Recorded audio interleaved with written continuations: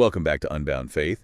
This week, we're diving into, well, maybe you're like carefully turning the pages to Genesis chapter 5.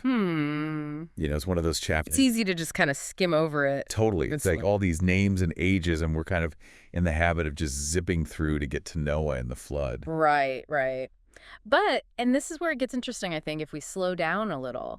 There's actually some pretty fascinating stuff tucked away in this genealogy. Totally agree. I mean, on the surface, it's a family tree, right? Adam to Noah, tracing that lineage. Exactly. And it's the line, by the way, through which humanity, and importantly God's promises, will be preserved. And that's really key. Because we might be tempted to think, oh, it's just a list. But it's more like, how should I put it? It's almost like a thread of hope. Yes, that's it. This thread of hope that's being woven through generations. And it speaks of God's faithfulness, doesn't it? This ongoing commitment to what he promised back in Genesis 1. Absolutely. And, when you really sit with it, it's such a powerful reminder that we're part of something so much bigger than ourselves. I totally agree. It's like we're not just random people living random lives. We're part of this grand narrative, this incredible story that began way back when. Exactly. And we have a place in it. Now, speaking of way back when, those ages, that's something that always gets me. Right. You can't just casually gloss over those numbers. I mean, Methuselah lived to be 969 years old. It's mind-boggling, right? I mean, how do we even begin to wrap our minds around that kind of lifespan? Yeah.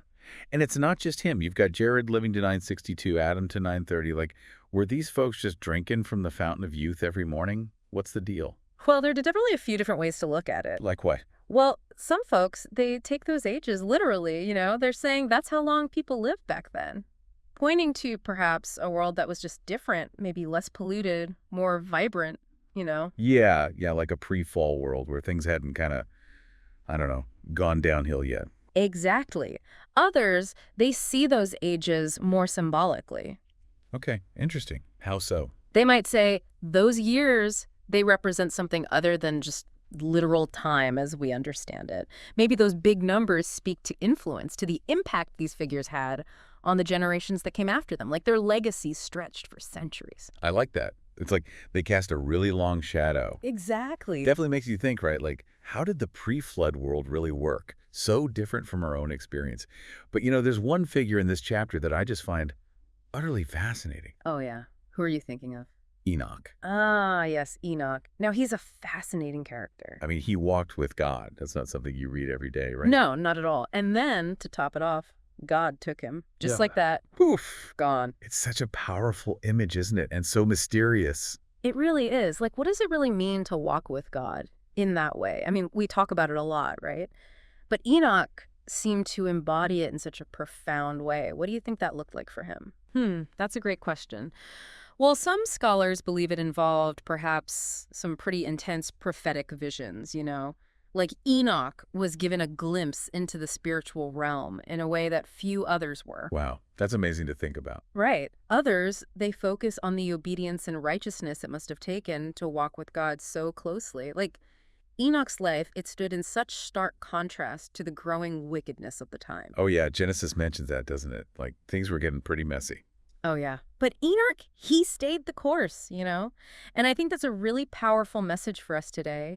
It's easy to get caught up in the chaos, but Enoch reminds us that it's possible to live in close communion with God no matter what's going on around us. So powerful. It makes you wonder, what would it look like for us to walk that closely with God in today's world? No, that's the question, isn't it? What would that level of intimacy and obedience look like in our own lives? Right. It's something to really ponder. And then we come to Noah. Even his name is interesting. It is, isn't it? I mean, Noah, it means comfort or rest. And when you think about what's coming to the flood, the destruction, it's like, wow, his very name foreshadows both the storm and the promise of relief. Exactly. And it becomes even more profound when we remember what Lamech, Noah's father, said when he was born. Oh, yeah. What was it? He said, "This one will bring us relief from our work and from the painful toil of our hands." Can you imagine receiving that kind of prophecy about your newborn son? That would be incredible. It's like, your child is going to play a pivotal role in God's plan, a plan that spans generations. Absolutely. And that's the beauty of Genesis 5, isn't it?